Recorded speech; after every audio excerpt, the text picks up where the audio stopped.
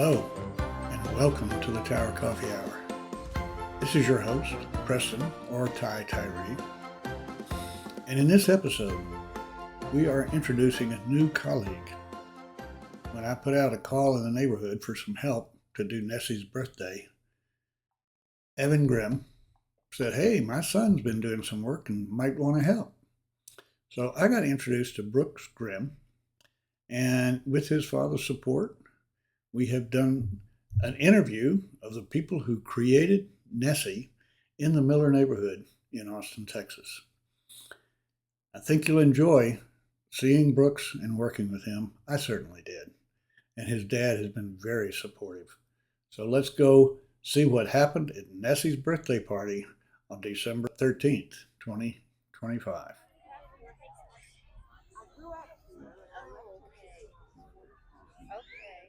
Oh, look who we have here. It's Merrill Foote. Merrill, what's your job out here today? Hi, I am here celebrating Nessy's birthday with the Mueller community, and I was the organizer of this event.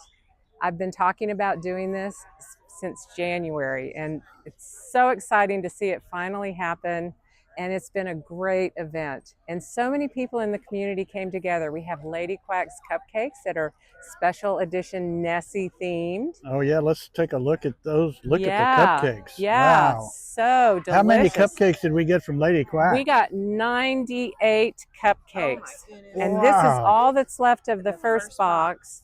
And we've got more, a whole other box underneath. And so that is Nessy's cupcake courtesy of Quacks. Yes. And then Amanda Trevino offered to print these fabulous 2026 calendars with Cass Grange's watercolors. And it's just gorgeous. Yeah. They're so beautiful, and she's giving them away. Wow. And if I remember correctly, and I'll go check, but December has got Nessy because Nessy's birthday is in December. That's right. Yeah. It's actually December 10th, but we wanted to celebrate on a Saturday when more people could come, of course. And this is her 11th birthday. Okay. And the artist, the sculptress, came from Houston to be here for this event. So we're so excited to have her here too. And she brought some hands-on tiles and things that were left over from when she built Nessy. Okay. We have the learning experience, which brought their Bubbles character, and they're going to be opening a new daycare preschool that's over next to the CVS. So we're real excited to have them as a community partner, because we know so many people in this community have young children. Yeah. And that would be a really convenient place to put your kids if you're looking for such a place. So there are a lot of kids over at that booth over there. Yeah, so that is Sparkle Fairy. And we got really lucky because we hired them to come and do glitter tattoos. We usually do face painting, but because it's Nessy and she's all glittery, we wanted to do glitter tattoos. And last week, they called and said, "Would it be okay if we brought a balloon artist? We'll do it for free. And can we bring these cool bubble machines or bubble kits or whatever that make these giant bubbles?" And I said, "Of course you can do that." Ready? Go.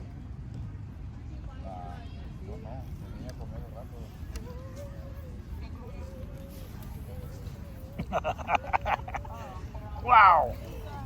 Okay, that's far enough. So, and we also appreciate the POA's support of the event. Okay. And we're giving away T-shirts, and it's just H.E. Buddy was here. Are we selling Cassie's cards? Yes, we're still selling Cass's cards. Okay. They've been a great fundraiser for M&A this year. We've done really well with them, and we still have a few left. So, yeah. So you're the organizer of this event. Yes. That's a lot of work, Merrill. It sure was, and I was lucky to have people helping and supporting and volunteering. So it's definitely another M&A steering committee group project. Well, it's another win, it looks like. Yeah. From what I've seen, yeah. And I love doing these smaller events out in the community. We were very lucky with the weather today. It could have gone, yeah. I'd like to see this turn into an annual tradition. I think so. I mean, particularly when she gets 13, a teenager. All right.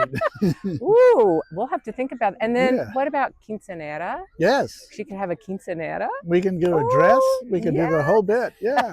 All right. So, Hello, Maya, what are you testing. doing out here today? I am trying to promote the Mueller Neighborhood Association. Okay. We are selling these adorable cards that could be used as thank you cards, gift cards, Happy New Year, Christmas cards, as part of our fundraising activity So to where raise did the cards funds. come from? Oh, these cards come from our lovely artist, Cass Grange. Oh, She lives she's in a neighbor? Mueller. Oh, yeah. Yeah, she's our lovely neighbor who is a professional financial advisor by trade, but an artistic at heart, as you can see. Obviously, yeah. Yeah, she's so generous Wow. to donate these to the Mueller Neighborhood Association. Well, and I think I saw her pictures in the calendar that Amanda Trevino is giving away over there. Exactly, Yeah. exactly. Yes. And she Oh, does commission. I love this card. Okay, and here is the artist, the constructor. Did you build this thing? Fabrication. Yeah. Okay. And Jana, what is your role in Nessy? Helping make it work. Yeah. Okay. Okay. Okay. And I've got to go get pictures of Nessy. Mastermind Ed Lyon. Yeah. So is this part of the construction process? Yes, this is in his studio. I didn't bring the ones that were just the bears. Oh, here you can see the bear neck. Oh, there it is. Wow. That's how it looked before we started. And we don't have the horns done on this. Uh-huh. And, you know, it's Sure. Okay. So here's some of Blue Well, Genie drawings Oh, that wow. were based on this neck cut. Oh, that is so cool. Yeah, there's a layout of this base. Yep.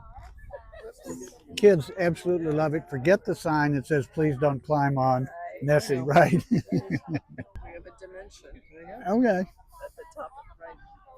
Not including the sort of horn. All right. Hello, Mr. Grinch. That's a microphone. You just hold it right there. That's great. What you doing? What you doing for Christmas? What are you doing for Christmas? Nothing. You stealing it? Nothing. Nothing. Christmas, bah. Yeah. Yeah. You know, me and Max will probably get an onion.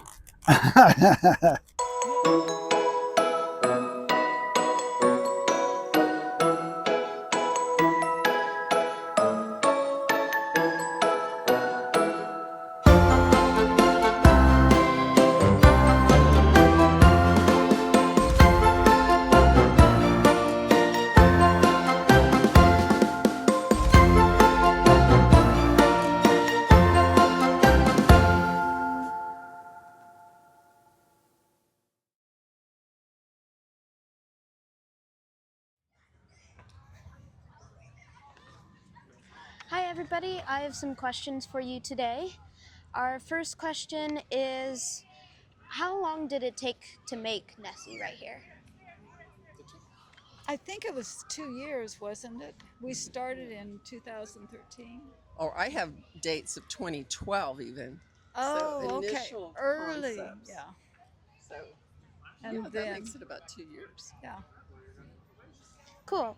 Our next question is, when you were making Nessy, did she have a ongoing personality? And if you were to recreate her, what would you add to that personality?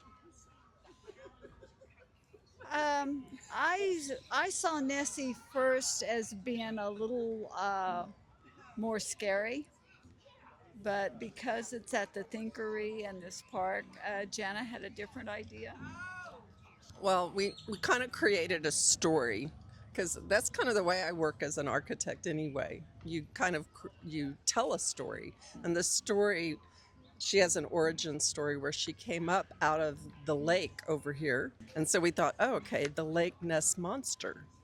And then Ness, Lake Ness, that caught on there. But with her, I guess we did have to tone her down a little bit for the children's area, right? Well, we toned her down also because Kevin said you can't do that many angles and stuff to make it for the mosaics. And then the other thing was we had an engineer involved, and he wouldn't let us do all the curves I wanted to do. Jana's point about telling a story or having a narrative, what I've discovered in my work is that if you have a narrative and a North Star that you're heading towards, it's awesome for the creative and the iterative process. But the idea that it was water-based informed the color of the tiles, and how it's softened over time, I thought was really interesting too. And Dixie did want it to be a little bit more severe and a little scarier, all the way down to she wanted it to have red eyes. And I'm not going to say that we ordered blue eyes on purpose just to redirect her so that it would be less ominous, but I will not deny that either. So Also, having a story helps us all participate in it. Absolutely. So we all add little pieces to that story, which makes it fun. And I love working with Dixie because she has that our imaginations lock together and have fun. And I think it's the same with Kevin. 100%. What I love about Dixie is that she gave us the space to collaborate. Some artists are very singular, they're very tyrant-y, they're just like, no, this is my vision, you will execute this. Dixie does not work like that. She loves the collaboration, and she loves the story and the journey of creating something like this, and that was great fun for my team to help her realize that. So My work is better because of the people I work with. And if they're not nice or they're not fun, I don't work with them again. And Jenna and I and Kevin and I have done several projects together because it gels, it just works. You probably have some other questions for us. Yes, I do. Our next question is for Dixie.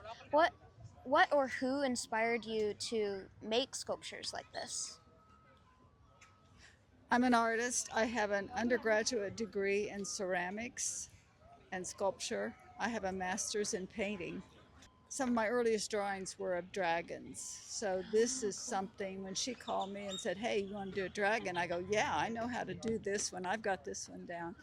And I had already been doing mosaics. So I started firing the three-dimensional stuff like you can see here in the in my kilns, and it's fired.